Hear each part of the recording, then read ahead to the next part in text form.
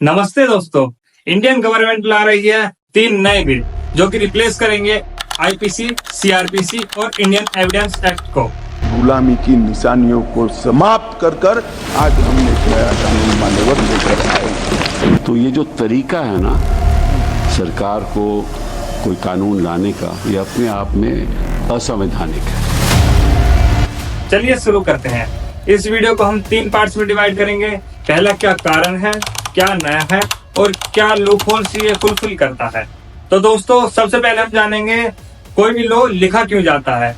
तो इसके 3 कारण हैं। सबसे पहला है नॉलेज, दूसरा है यूनिफॉर्मिटी और तीसरा है सर्टेनिटी। तो सबसे पहला है नॉलेज।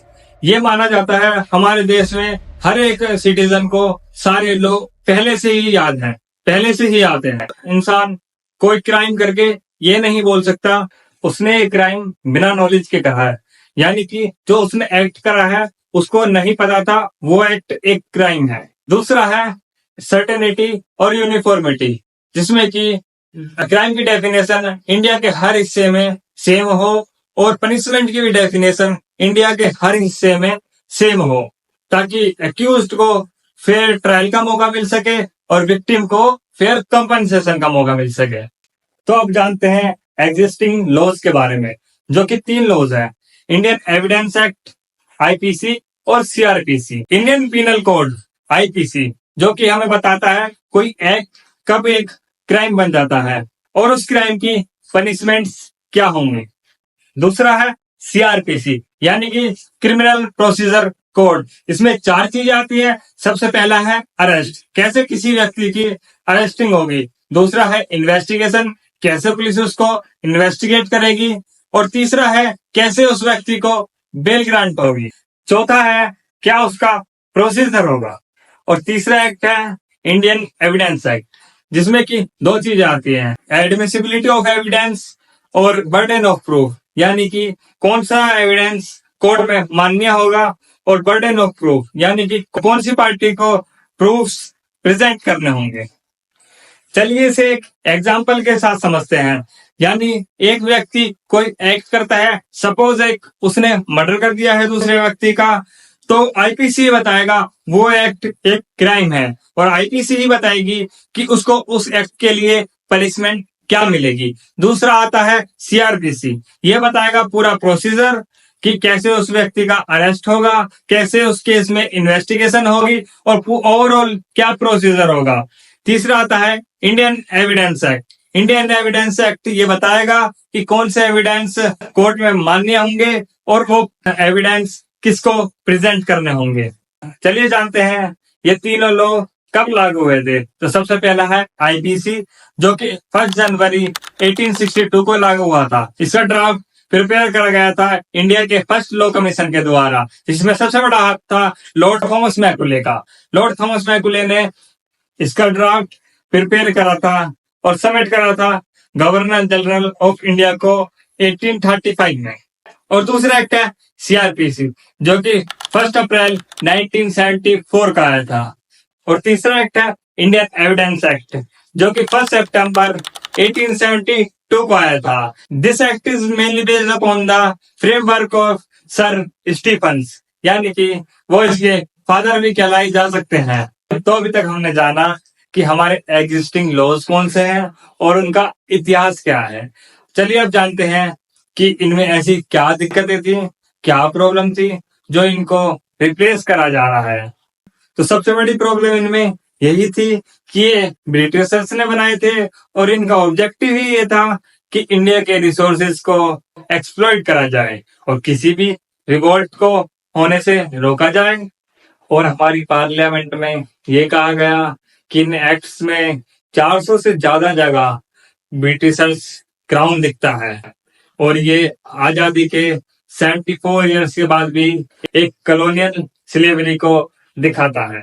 ये तीनों कानूनों में गुलामियों की निशानी से भरे हुए कानून, पार्लियामेंट ऑफ यूनाइटेड किंगडम का जिक्र है। और दूसरी सबसे बड़ी कमी इसमें यह थी कि ये लो जेंडर न्यूट्रल नहीं था और इसका स्ट्रक्चर बहुत ही कॉम्प्लिकेटेड था, जो कि आम जनता के लिए समझना काफी मुश्किल था। तो हम अभी तक सारी प्रॉब्लम्स जान चुके हैं कि कैसे मॉडर्न जमाने के क्राइम्स इन लॉ से टैकल नहीं हो पा रहे थे, तो इसलिए गवर्नमेंट 3 लॉ लेके आती है। सबसे पहला भारतीय न्याय संहिता, जो कि रिप्लेस करेगा आईपीसी को, जिसमें कि 356 सेक्शंस हैं। अगर हम इसको कंपेयर करें आईपीसी से, तो आईपीसी में 576 सेक्शंस हैं। भारतीय न्याय संहिता जिसमें कि 175 सेक्शंस मॉडिफाइड करे गए हैं, 8 सेक्शंस इसमें न्यू डाले गए हैं और 22 सेक्शंस इसमें से रिमूव कर दिए गए हैं, यानी कि हटा दिए गए हैं। भारतीय न्याय संहिता जो आईपीसी को रिप्लेस करेगी। वहीं पर दूसरा एक्ट आता है भारतीय नागरिक सुरक्षा संहिता, जो कि सीआरपीसी को रिप्लेस करेगा। भारतीय नागरिक सुरक्षा संहिता, जिसको हम बीएनएसएस भी बोल सकते हैं, बीएनएसएस, जिसमें कि 9 प्रोविजंस नए ऐड करे गए हैं और 10 प्रोविजंस को मॉडिफाइड यानी चेंज करा गया है। मान्यवर, भारतीय नागरिक सुरक्षा संहिता जो सीआरपीसी के को रिप्लेस करेगी। और तीसरे नंबर पे आता है भारतीय साक्ष्य एक्ट, जो कि रिप्लेस करेगा इंडियन एविडेंस एक्ट को। इंडियन एविडेंस एक्ट में 167 सेक्शंस थे, जबकि भारतीय साक्ष्य एक्ट में 170 सेक्शंस होंगे। भारतीय साक्ष्य एक्ट में 5 सेक्शंस हटाए गए हैं और एक नया सेक्शन ऐड करा गया है। तो हम चलते हैं फाइनल जजमेंट की तरफ कि इनमें अच्छाई और बुराई क्या है। सबसे पहले हम देखते हैं इसमें अच्छाई। इसमें सबसे पहले क्वेश्चन ये आता है, क्या ये लॉ जेंडर न्यूट्रल बन पाए हैं? तो इसका आंसर है यस, क्योंकि पहले ये माना जाता था कि एक मैन ही वुमेन के खिलाफ फोर्स का यूज कर सकता है, पर इन न्यू लॉज में ये माना गया है कि एक वुमेन भी मैन के खिलाफ फोर्स का यूज कर सकती है। तो हाँ, ये जेंडर न्यूट्रल बन पाए हैं।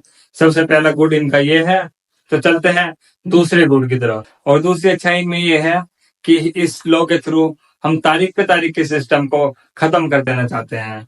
इन लॉज में दिया गया है कि अगर जो कोई केस फाइल करता है तो उसको 3 साल के अंदर जस्टिस डिलीवर हो जाना चाहिए, और इसके थ्रू हम अपने लीगल सिस्टम को और भी प्रोडक्टिव और एफिशिएंट बना सकते हैं, जिसके थ्रू हम बहुत ही अच्छे तरीके से जस्टिस डिलीवर कर सकते हैं बिना किसी डिले के, क्योंकि ये माना जाता है कि delay in justice is equals to injustice.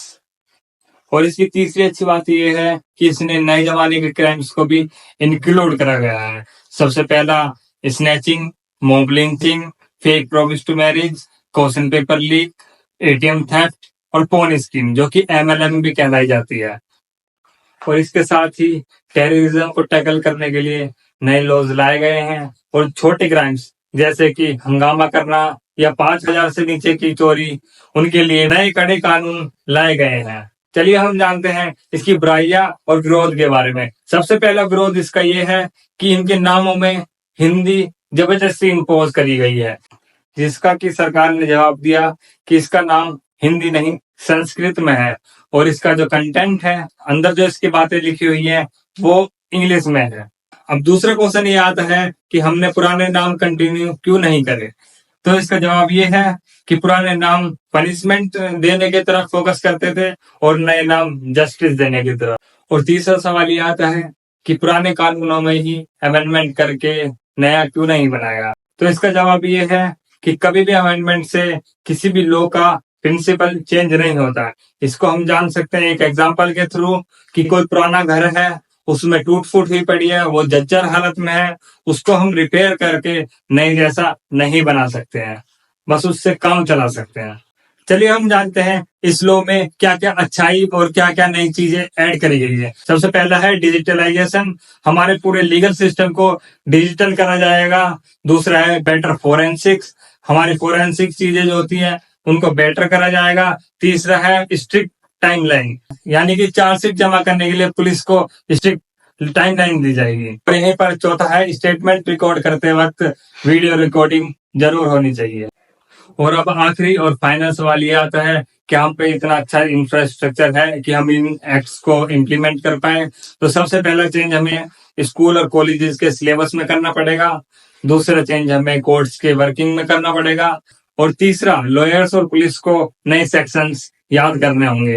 तो दोस्तों, ये मेरी पहली वीडियो थी इस चैनल पे। अगर जो आपको मेरा काम का लगा हो तो प्लीज इस चैनल को सब्सक्राइब करें और कमेंट सेक्शन में मेरी गलतियां और मुझे सजेशंस दें। नमस्कार, जय हिंद।